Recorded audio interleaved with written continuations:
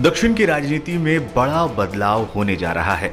आंध्र प्रदेश में विधानसभा से पहले गुरुवार को वाईएस शर्मिला की पार्टी वाईएसआर तेलंगाना पार्टी का कांग्रेस में विलय होने जा रहा है।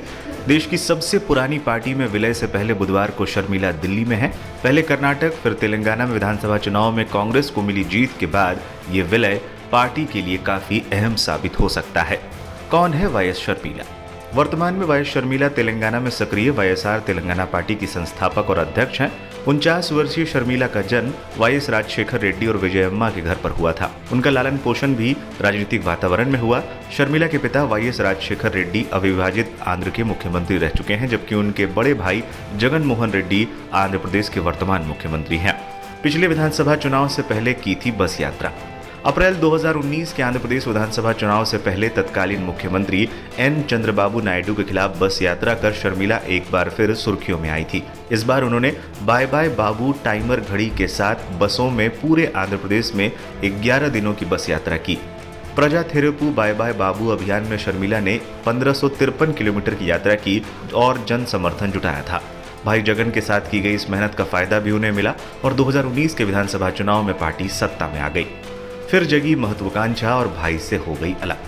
फरवरी 2021 में शर्मिला ने भाई की पार्टी के खिलाफ ही मोर्चा खोल दिया। इस दौरान शर्मिला ने आरोप लगाया कि भाई जगन मोहन रेड्डी के साथ उनके राजनीतिक मतभेद हैं और दावा किया कि तेलंगाना में पार्टी का कोई आधार नहीं है। इसके साथ ही अप्रैल 2021 को शर्मिला ने घोषणा की थी कि तेलंगाना में एक नई राजनीतिक पार्टी लॉन्च करेगी। 8 जुलाई 2021 को पिता राजशेखर रेड्डी की जन्मतिथि पर शर्मिला ने वाईएसआर तेलंगाना के नाम से नई पार्टी शुरू की। उधर शर्मिला द्वारा नई पार्टी बनाने के 1 साल बाद उनकी मां वाईएस विजयम्मा ने अपने बेटे की वाईएसआरसी से इस्तीफा दे दिया और शर्मिला की पार्टी को समर्थन देने की घोषणा की। अब कांग्रेस के साथ विलय की बात कैसे आई?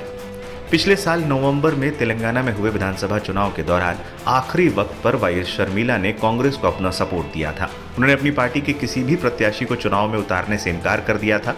शर्मिला ने तब कहा था कि तमाम सर्वे और जमीनी हकीकत से पता चलता है कि राज्य में कांग्रेस चुनाव जीत रही है। ऐसी स्थिति में अगर उनकी पार्टी मैदान में उतरती है तो कांग्रेस के वोट कटेंगे और इसका फायदा बीआरएस को मिलेगा। इसलिए उन्होंने अपना समर्थन कांग्रेस को दे दिया था। इसके बाद से ही चर्चा थी कि वाईएस शर्मिला को कांग्रेस इसके बदले कुछ बड़ा इनाम दे सकती है।